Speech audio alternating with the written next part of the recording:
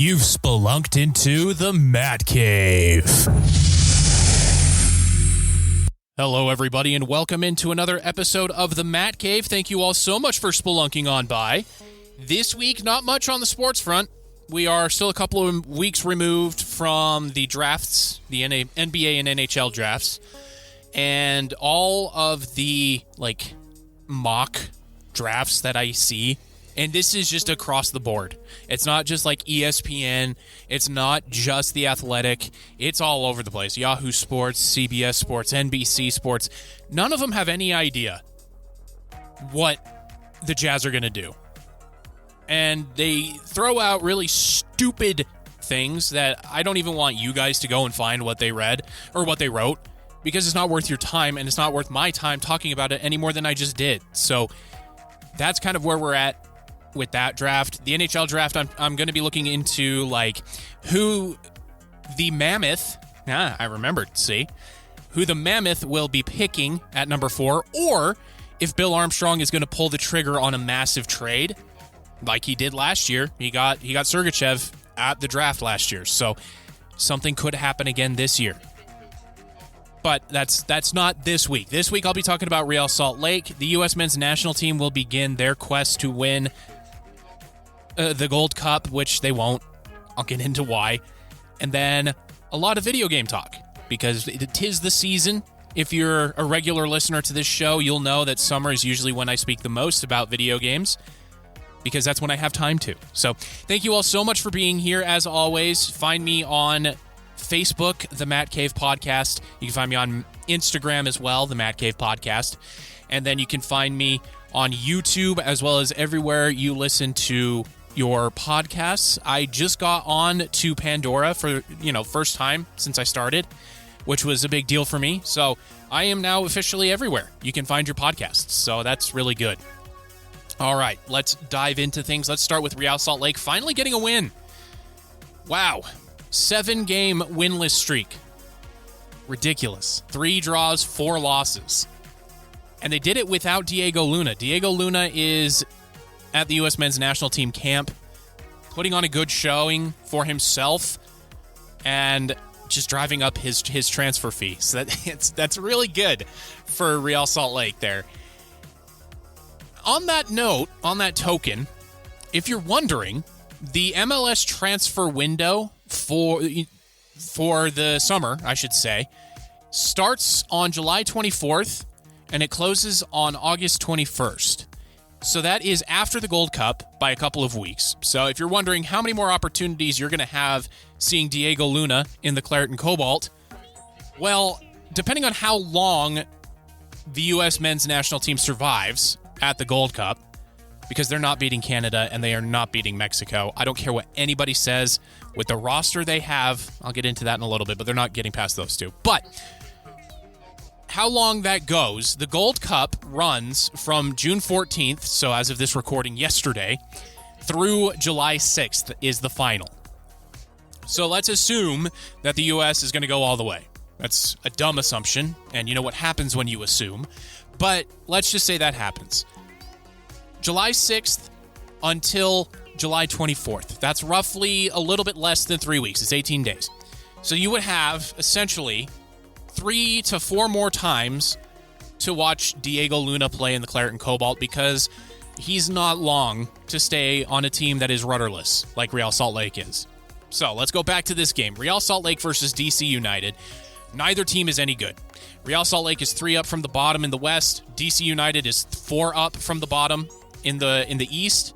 Heading into this game. After this game, they are both sitting at 18 points from 18 games for Real Salt Lake and 19 games from DC United.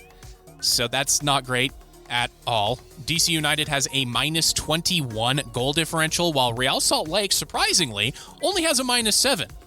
If you remember listening to me last year, they were among the worst. So I guess there's improvement there, but not where it matters. So going into this game, I was not expecting much of anything from Real Salt Lake. I'm not anymore, especially without, by far and away, their best player. And they surprised me. There was a lot of activity. There was a lot of running into open spaces. There was not just ball watching like I've seen in the past, where it's like it gets to a couple of guys. Like it gets to either Diogo Gonçalves or it goes to Diego Luna, and they just go, all right, all the other guys on Real Salt Lake just go, all right, show me something. And it's really annoying and frustrating. But now that Diego Luna isn't there because he's with the U.S. men's national team, the other guys started to play a little bit better, and I was impressed by Xavier Gozo. He's only 18 years old, and he had a couple of really good runs, and he had one really good goal-scoring opportunity where he just allowed the defender into him too easily. And when you're 18, you got to know you're not going to out-muscle anybody, so you got to be smarter than that. Look at Lamine Yamal. He's never out-muscling anybody. He's tricking them. He's basically a wizard, and it's really stupid of me to bring up that name, but that's just one way to look at it because he's a teenager as well, playing in, the second best league in the world, and we got Xavier Gozo who could learn a lot from him. So he gave up a really good goal-scoring opportunity where he just got muscled off the ball and he toe-poked it into the goalkeeper. Easy save. His second opportunity was a goal, and it was very good in the 77th minute. It was a very nice goal. Johnny Russell finally scored his first goal for Real Salt Lake, and it was classic Johnny Russell. I've been watching MLS for years. It was classic Johnny Russell. He'd dribble to the right, and then he'd get back onto his left foot, and he just knocked it home. He got a little bit lucky with a deflection between the legs of the defender, but better to be lucky than good in most cases, especially when it comes to goal scoring. And Real Salt Lake blanked DC United. DC United never really had that many good chances outside of the first 20 minutes of the game. So I was impressed with the defense of Real Salt Lake, but not too much. Because we got to remember, DC United has going into this game was a minus 19 goal differential, which, if we look across the league, is the second worst in the league, behind only the LA Galaxy. So DC United is never going to scare anybody going forward, and that proved to be the case in this game against Real Salt Lake. What I like to see was Johnny Russell playing hard and playing free. He didn't look like he was scared to get injured. It looks like he's finally coming to be match fit. He did get subbed out in the 46th minute, so have to keep tabs on that. But he is a legitimate scoring threat, even when he's older than me. And Xavier Gozo, 18 years old, he finally got his second goal of the year. Oh boy. He is one of 3 players on Real Salt Lake that has multiple goals scored this year. I hate that. Overall, this game was better than I expected. It really was. Now, DC United was without their best player. So let's take this entire match with a grain of salt. Christian Benteke, who is a star forward that can score hundreds of goals if he wanted to, he's out with an ankle injury. So that's a little bit of grain of salt, but a win's a win. And that's what I need to focus on here. Not who was missing or what happened, because everything being fair, DC United was out there without their best player. Real Salt Lake was without their best player too. So, I mean, that's pretty much an even playing field as far as I'm concerned. And here we are. So, got a win, finally. First time in 7 matches. Real Salt Lake got a W on the board. It was a 2-0 win. And that moves Real Salt Lake ahead of rival Sporting Kansas City by 2 points, and they are no longer in the bottom 3 of the Western Conference. Oh, man. Especially after losing to LA Galaxy, I was very much in the dumps. But seeing this 2-0 win, really, it buoyed the spirits a little bit. Arieth Peel also could have scored a goal, but he couldn't stay onside. He was very much offside. That's why there was not much of a reaction from anybody. So it could have been 3-0. It could have been 4-0, really. But 2-0, we take those. So let's move it on along to the U.S. men's national team in the Gold Cup. So the Gold Cup has begun, and it is being played in the U.S. And at the same time as the Club World Cup, which, by the way, the Players Association, it's really different for international soccer. But whatever Players Association they have has sued FIFA for this Club World Cup, saying that they're just exhausting the players and running them into the ground, which I agree with. They are. And so they don't want the Club World Cup to be a thing. I agree. Nobody wants the Club World Cup to be a thing. Nobody. I haven't heard anybody say, I'd love to see that. No, pretty much every soccer fan I've talked to is good with like each region and staying that way. Because who's going to want to watch Inter Miami get pummeled by Bayern Munich? Nobody. Not even Bayern Munich fans want to see that. So we're just not even going to dive into that side of things. The Gold Cup, the teams you want to know about are the big three in CONCACAF. That is Canada, Mexico, and the U.S. The favorite in my eyes to win it is Canada. They have everybody playing. And then Mexico. Mexico is on the upswing now that they have a new manager. A lot of young talent has finally come through and played for the Mexican national team. And then the U.S. is playing with like their D team. I talked about it a little bit last week. I'm not going to go too much more into it this week, but suffice it to say that without Christian Pulisic, Anthony Robinson, Weston McKennie, Timothy Weah, Yunus Musa, Serginho Dest, you're not going to get hardly any wins here. I don't see any wins, especially when they lost to Turkey 2-1 and then got drubbed by Switzerland 4-0. It's not going to be a good tournament. What I want to see, though, is I want to see Diego Luna score a couple of goals. I want to see if there is anybody else on the team that can really put their name forward to be on the roster and be counted on to play should they need to come on in a substitute role when the World Cup starts. That's what I want to see. And I think that's what Mauricio Pochettino and his like coaching staff, I guess you could call it, I don't know, his group of guys are going to be looking for as well. So if you want the full rundown of the countries, here we go. Canada, Costa Rica, Curacao, Dominican Republic, El Salvador, Guadalupe, Guatemala, Haiti, Honduras, Jamaica, Mexico, Panama, Saudi Arabia, Suriname, Trinidad and Tobago, and the U.S. So those are all the teams playing in the Gold Cup. And honestly, I think the final is going to be Canada-Mexico. I do. The U.S. doesn't have a chance. But the U.S. is by far and away the third best team. But that's not saying much because CONCACAF has never been strong. Ever. And Mexicans will argue with me there, but yes, you've had a couple of good runs, but so has the U.S., right? In the World Cup. Pretty much even across the board from where I sit, Mexico has been more consistent with their performances than the U.S. has, but still. All right. So that's the Gold Cup. Don't expect much. There's so many guys missing from the U.S. men's national team. There's a huge row going on right now, a huge back and forth between the legends of the U.S. men's national team and the current players. The legends are saying they're soft for not playing these games. The current players are saying, well, you never played the calendar we play, so we need time off if we want to be in shape for the World Cup. I'm leaning towards the players' side of things. I understand where people like Clint Dempsey, Landon Donovan, Tim Howard are coming from, but they have never played the same calendar that these guys have. For the U.S. men's national team legends like Clint Dempsey, like Landon Donovan, like Tim Howard, they did play a lot, but it was never 12 months of the year. They always had a few months of rest in between like tournaments and seasons.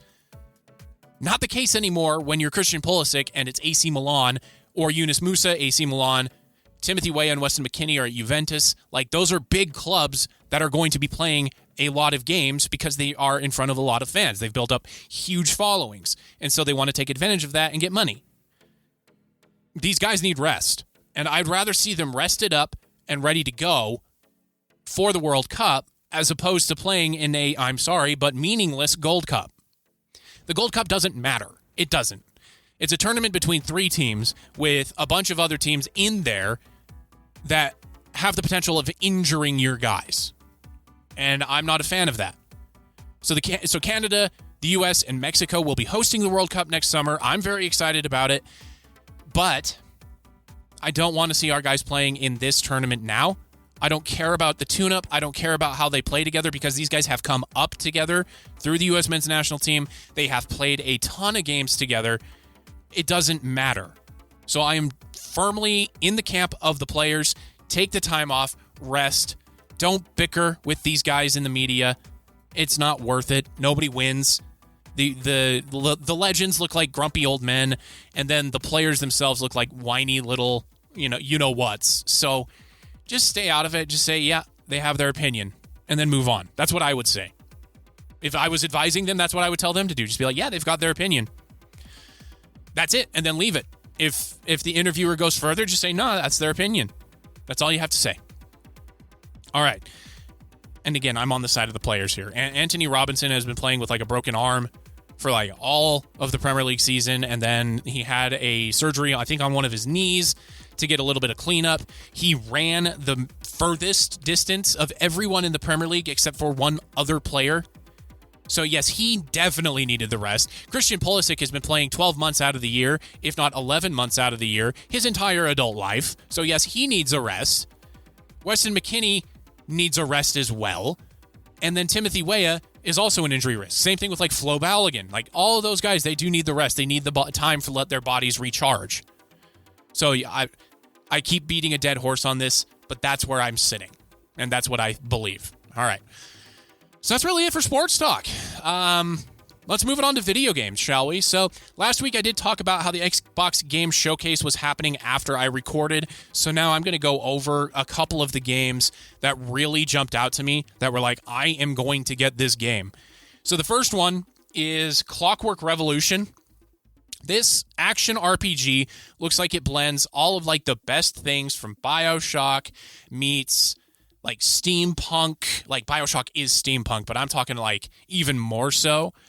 And the humor of Fable and just into this gorgeous looking game.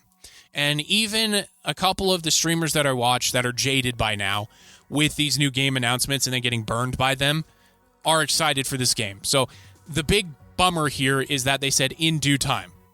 That was their release window. So you all know me. I would rather a game get pushed back as much as it needs to release and then not be broken and work. That's what I want. That's what I expect. And so I think that's what this game is going to do. And I'm pretty sure that Microsoft is on board with that. I mean, just look at Fable. Fable has been in development for years and years and years. They didn't even talk about it at this conference or whatever you want to call it, this showcase. Not even mentioned. Like, not even in the ending thing from Phil Spencer talking about how next year is 25 years of Xbox. Holy crap, by the way. 25 years of Xbox. I remember when I got my first Xbox from my grandparents for my birthday. That was up there with one of the best birthdays I've ever had. I loved that thing. In fact, I still have it in my closet. It doesn't work. Well, it does, but it scratches up the disc like nobody's business. That being said, if I could get it fixed, I would absolutely use it to play like NFL Head Coach or the original Halo Combat Evolved, even Halo 2 maybe a little bit. But I still remember that day vividly. I was in the living room. My mom and dad said they've got a surprise for me from Grandma and Grandpa. I had no idea what it was. I opened it and it was like, you know when like in cartoons when they open it, it's like gold light coming out of the box. That's what it was. So very, very, very odd to me that it's already been 25 years. But Phil Spencer, if I could circle back, was talking about games that they are excited about launching and bringing to us for the 25 years of Xbox. And what that is hopefully Fable. I really don't want to see a future without Fable next year sometime. And then the other big one was like, all right, what are they going to do with Halo? Because they have since like reconfigured everybody in like the Halo development space. So there's like, it's all changed. It's not just 343 Studios anymore. I think they're Industries now, but it's not just 343 anymore. It's a whole bunch of other studios that are in charge of different projects. And so 343 is still in charge of Halo Infinite. Meanwhile, there's other studios behind the scenes doing other things. And one of those things, reportedly, and I've seen this across a lot of different like video game news sources, and they're not all referencing the same source. So that's always a good sign when you want to get accuracy, is that Halo is making a comeback in 2026, but it's a remastery of Halo Combat Evolved. It's the original.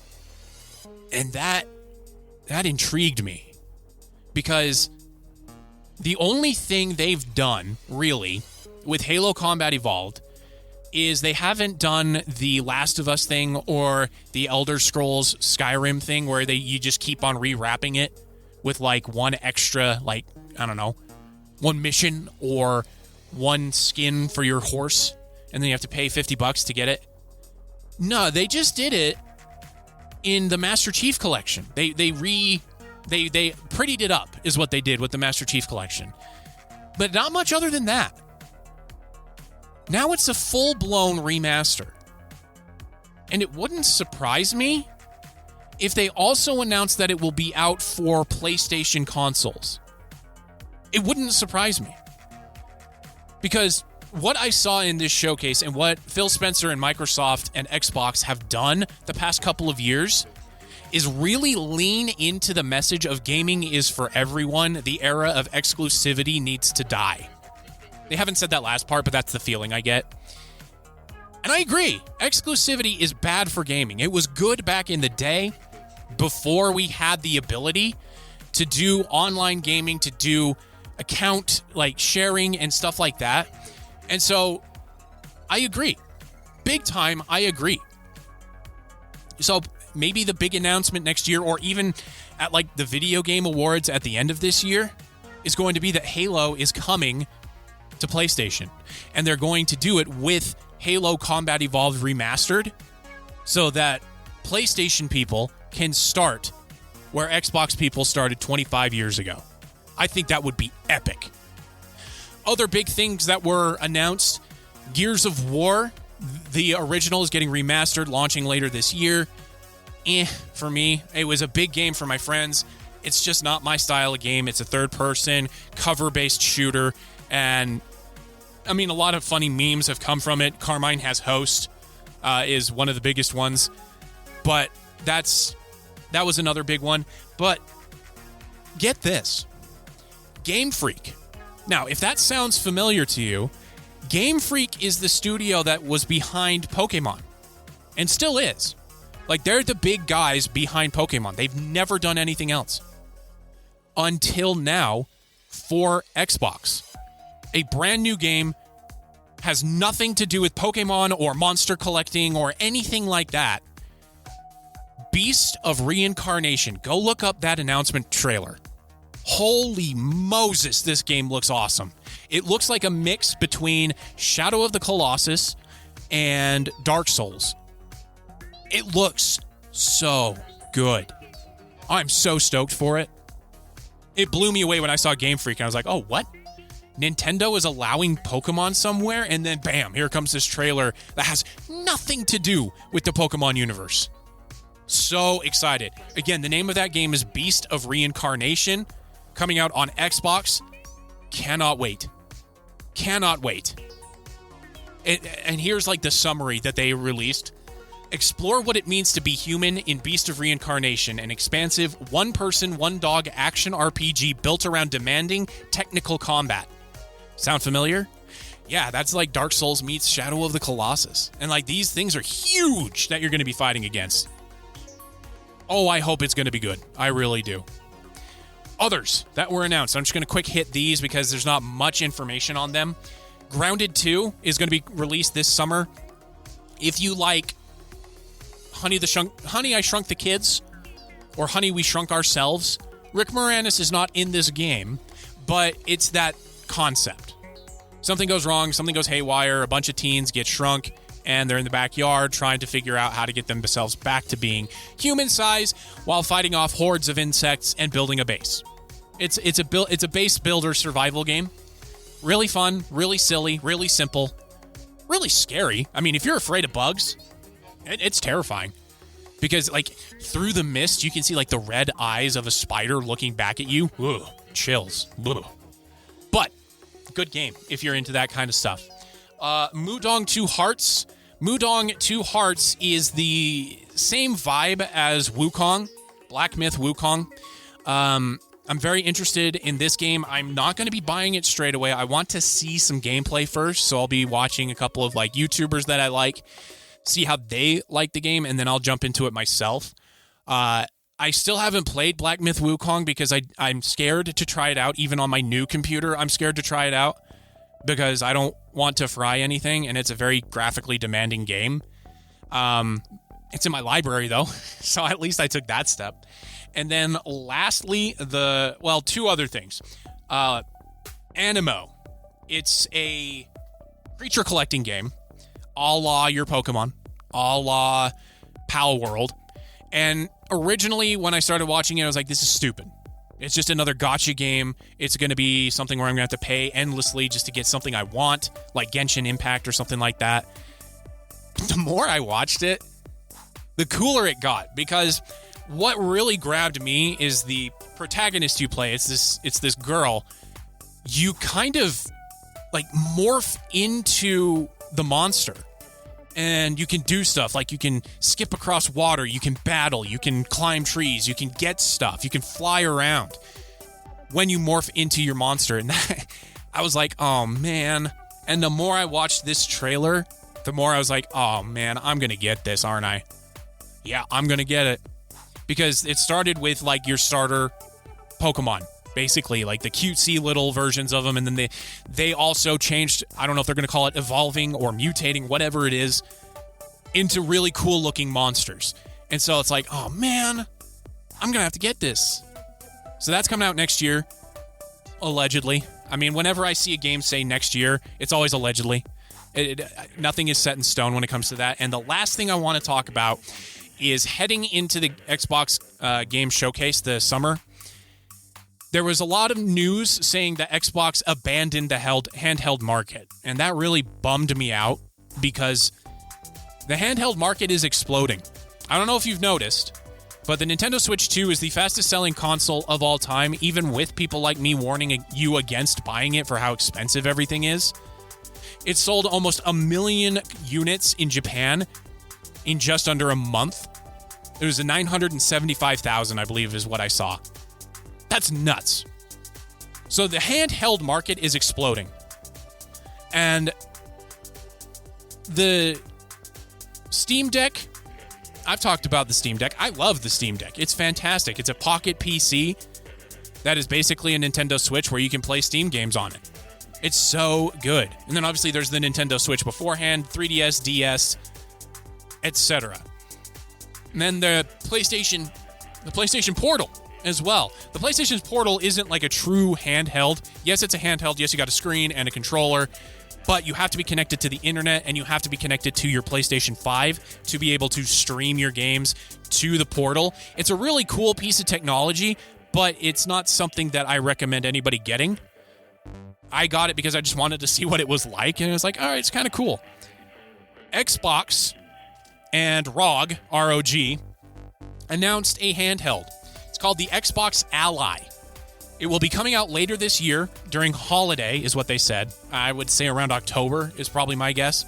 And not only will you be able to play Microsoft games through a storefront or operating system that looks very similar to the Xbox Series X and S operating system, but get this.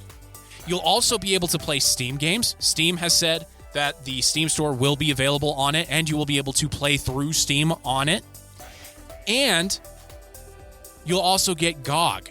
GOG is very big in Europe, and it is backed by CD Projekt Red, the makers of The Witcher and Cyberpunk. So you'll be able to use that storefront as well. And it would not surprise me if the Epic Games storefront is not far behind. That is huge. That is why I'm thinking Microsoft and Xbox are conceding the console war, because by every metric, Sony won. Nintendo doesn't have a console anymore. They have a handheld.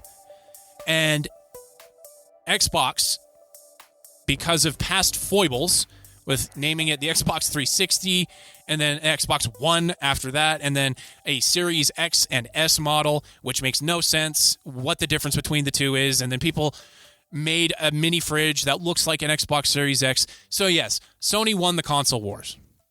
But what Microsoft is doing is they're pivoting, and I think it's brilliant. They have IPs that people want to play. They just don't want to buy the Xbox consoles. Stuff like Halo, Fable, Gears of War. Those are games people want to play. They just don't want to go out and get an Xbox. And so with this handheld, I think it's going to increase that exponentially. And I think they're going to be tapping into a market that they're only going to improve. Because not only will you be able to play those games, you'll be able to play games on the go like EA Sports College Football 26, Madden, stuff like that. You can't play those very well on the Steam Deck. Even if you have the highest spec'd Steam Deck out there, it's really tough to play those games on it. With this ROG Ally, playing it via the Xbox store, I think you can do it. And so it's very exciting. I'm very excited for it. I will be attempting to get it if I can. And hopefully between now and then I can find a Switch 2. Goodness gracious. I'll get that and I'll let you guys know whether it's worth it or not, or if you should just keep your Switch until they discontinue that. But that's the show this week, everybody. Thank you all so much for being here. Really quick word about Dune Awakening. I did say I'd give a review this week. I'm only about 4.5 hours worth of playtime in it. So far, super fun. It's an MMORPG, sci-fi, third-person, behind-the-shoulder camera. You can shoot, you can do melee damage, you can also gather resources, you build your own base. I'm only in the starter area, I'm just about to leave it. But it's really fun. It is $50, but there is no monthly fee. I don't know how they're going to be able to kind of keep the game active and still be profitable after this initial wave, but they already have an expansion pack in the works, I guess, so maybe that's how they're going to do it. But if you're looking for a new MMORPG adventure, and World of Warcraft, Final Fantasy, those aren't scratching the itch, give this one a try. It's on Steam. Give it a shot. So that is the show this week, everybody. Thank you all so much for being here, and I will see you all next week when we spelunk back into the Matt Cave.